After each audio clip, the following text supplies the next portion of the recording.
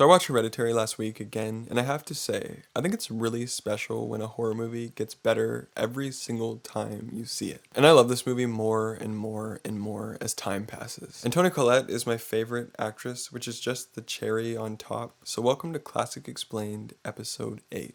Hereditary. To break it down, I'm going to be splitting this into two really big themes. One, inescapability of lineage, where we'll discuss Annie's speech, Annie's abortion attempts, Peter's class on Heracles, Annie's miniatures, Annie's guilt, Annie's sleepwalking, the end credits, and the film's title. And two, Payman's prophecy, where we'll discuss Ellen's note, King Payman's story, Charlie's clicking noise, the thin bright light, the decapitations, the messages on the walls, Ellen's grave, Payman's symbol, Payman's destiny, Charlie's death, Payman's drawings, Joan's rituals, Steve burning, and the ending in the treehouse, and much more. And if you like this video, please leave a thumbs up and a comment. It helps so much. And if you want to see more of these, please make sure to subscribe as well. Let's get started.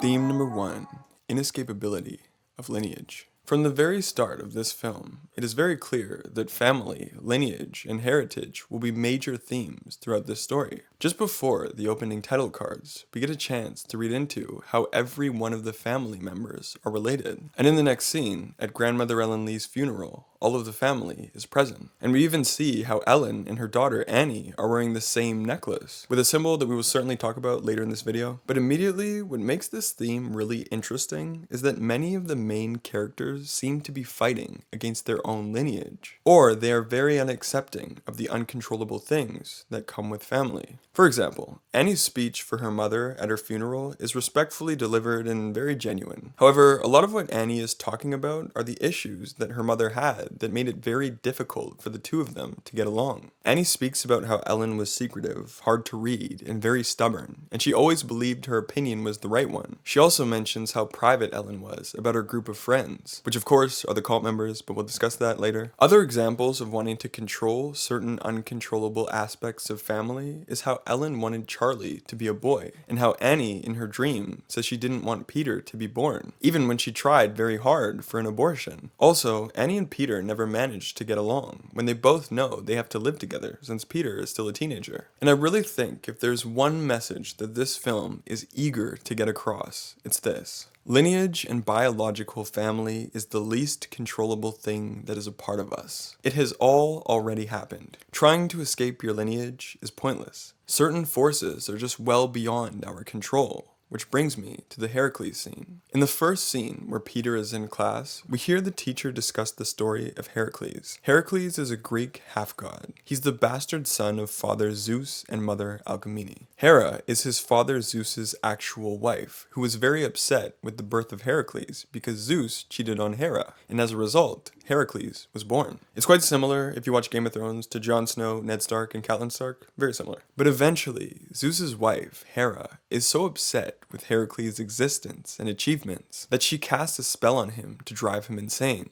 Heracles uncontrollably kills his own wife and kills his own children. But when Heracles snaps out of the spell, he believes that it was his fault that he wasn't able to withstand Hera's magic. He feels like he was too powerful to let something like that happen, and he blames himself for what he has done. So in the lesson in Peter's class, the teacher says, so he thinks he has control. Heracles never had any choice, right? So does that make it more tragic or less tragic if he has no choice? And then one of the students chimes in and says, I think it's more tragic, because if it's all just inevitable, then that means the characters had no hope. Because they're all just like hopeless, like pawns in this horrible, hopeless machine. And this of course ties in with the fact that the tragic things that happen over the course of this movie are all destined to happen by the supernatural forces around the family, created specifically by King Payman. But we'll talk about him a lot more very soon. And just like the student said, the family members are just hopeless pawns, which is symbolized throughout the film with Annie's miniatures, which are like pawns which continuously reflect the story in this movie. Annie is also very much like Heracles in how she feels guilty for the uncontrollable tragic things that have happened to her family members, as well as the many mental illnesses that run through the family. Her mother had dissociative identity disorder. Her father had psychotic depression and starved himself. And her brother had schizophrenia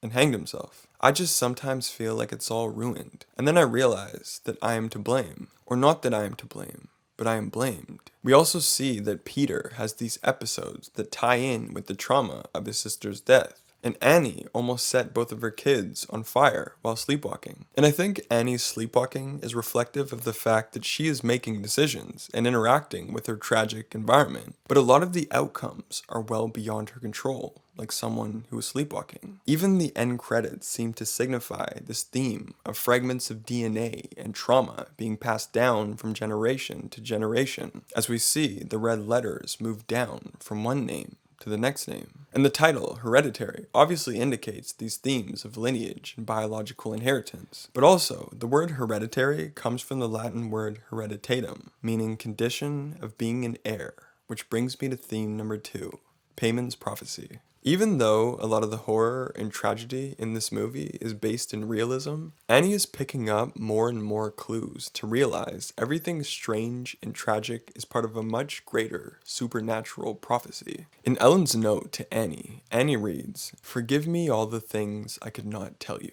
Please don't hate me and try not to despair your losses. You will see in the end that they were worth it. Our sacrifice will pale next to the rewards." And much later, Annie picks up the Invocations book and reads about King Payman, god of mischief. King Payman is a demonic spirit and a king of hell who exists in various grimoires. Grimoires are textbooks about magic, spells, and charms written hundreds of years ago. He is extremely powerful, offering his servants knowledge of the past and future, wealth, immortality, protection, and special abilities like flight, which is why, by the way, we see Annie flying through rooms and sticking to walls when she is possessed by Payman. But while Payman has so many great things to offer, he also likes to torment his victims viciously and relentlessly, causing severe psychological, physical, and spiritual pain, as well as horrifying nightmares. This explains the limitless suffering of the family in the climax of the movie when Payman is unintentionally summoned by the family, as well as the many nightmares that Annie and Peter keep having. Payman is described to be a strong man, but with very soft, feminine facial features, and a crown on his head, which all ties in with the very end, which I will discuss a lot later in this video. And in the Invocations book, Annie reads, "When successfully invoked, King Payman will possess the most vulnerable host. Only when the ritual is complete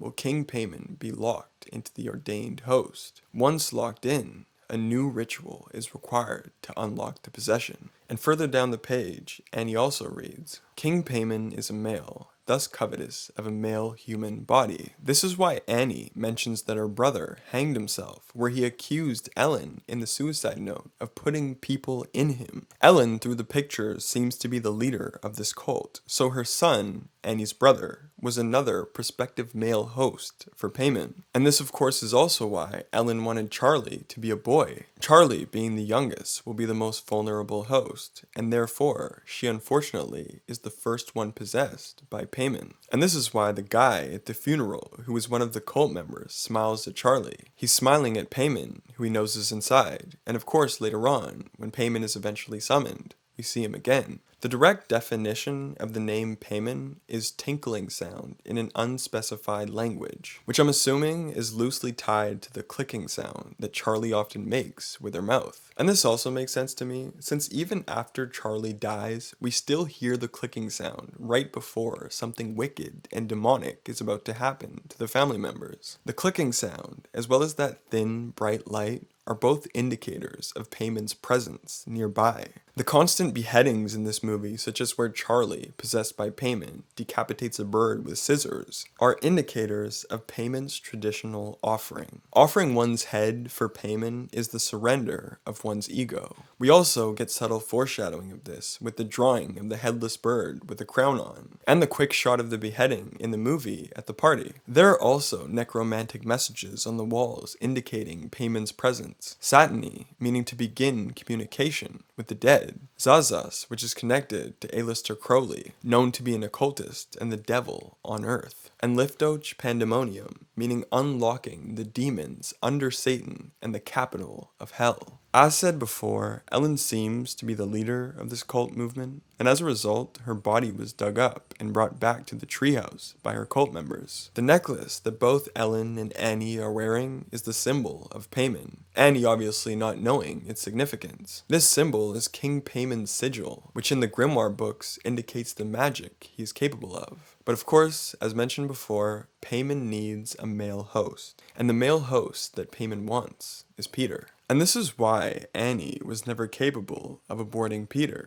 His destined body was continuously, spiritually protected. In order to have Peter as the most vulnerable host in the family, Charlie needs to die. And the entire process of transferring Paimon from Charlie to Peter is the whole goal of the cult members in this movie. Charlie's death was orchestrated by the spiritual forces of Paimon and the practices of the cult. This is why the post that decapitates Charlie has Paimon's symbol on it. The animal on the road was destined to be there for Peter to swerve, and the post was destined to be there to kill Charlie. After Charlie dies, we see drawings of Peter's eyes crossed out, which is Paimon's sinister tease to the family that Peter will no longer have his own perspective. That perspective and body will be owned by Paimon. Joan, who we learn is part of the cult, has a big hand in getting Paimon to possess Peter. Joan teaches Annie this seance ritual and begs her to go home and perform this for Charlie. I believe this is actually the ritual mentioned in the book, which unlocks Paimon from the host, who is currently Charlie. After this, of course, is when Paimon is able to temporarily possess the bodies of Annie and Peter over the next few days. And it's Joan again, eventually, who performs the specific ritual to make Paimon capable of being locked in Peter's body. This is the beginning of the removal of Peter's spirit from his body. She says from the distance, "Peter, I expel you, Xantony, Dagdany, Paragon." These terms together are a necromantic spell recited in order to remove a spirit from a host and send it to the spirit world. This spell has not necessarily removed Peter's spirit, but has more unlocked Peter's body for his spirit to eventually leave and for a new spirit to come in. And I'm sure Ellen has performed this exact same spell on Charlie for Paimon to possess her, which is why Annie describes Ellen as having stabbed her hooks into Charlie early in her life, likely dramatically changing Charlie's behavior for a long period of time. Eventually, of course, as we see, Paimon is having his final moment of brutal, relentless torment on every member of the family. One thing that really confused me was how the husband spontaneously burned when Annie was the one burning before after throwing the book in the fire. So I looked up a Variety interview with the director, Ari Aster, and he said, even that scene is meant to play as Annie's big redemptive moment. She's going to sacrifice herself for her son. It's a beautiful gesture, but part of the cruel logic of the film is it's an empty gesture. Ultimately, it's not her choice to make. And I really like this answer because it enhances the theme of things being completely out of Annie's comprehension and control, just like the many tragic obstacles she faces with her family. So eventually, we see Peter jump out of the window, and I wouldn't say he dies, but I would say he's finally in a vulnerable enough state for Paimon to possess him permanently, which Paimon does as we see the thin bright light enter into Peter's body. We see Annie float into the treehouse with the flight that Paimon has cast into her body, and Peter, who is now possessed by Paimon, follows. In the end, we see that Charlie's head, Annie's head, and Ellen's head have all been offered to Paimon. This model has Charlie's female face with a crown, representing the soft female features of Paimon under his famous crown. Paimon has now fulfilled his long-awaited prophecy of occupying his destined male host. The cult celebrates Paimon's arrival and all of the knowledge, honor, and wealth he will bring them. And seconds after, the camera cuts to a wide shot, indicating that every member of the family is just another pawn in the conclusion of an uncontrollable, tragic family prophecy. Alright, that's my analysis. Subscribe for weekly videos, and please send me recommendations. And please let me know your personal thoughts and theories on Hereditary. Any Easter eggs or any more knowledge about Paimon would be really cool to hear. I hope to see you again, and thank you so much for watching. See you later.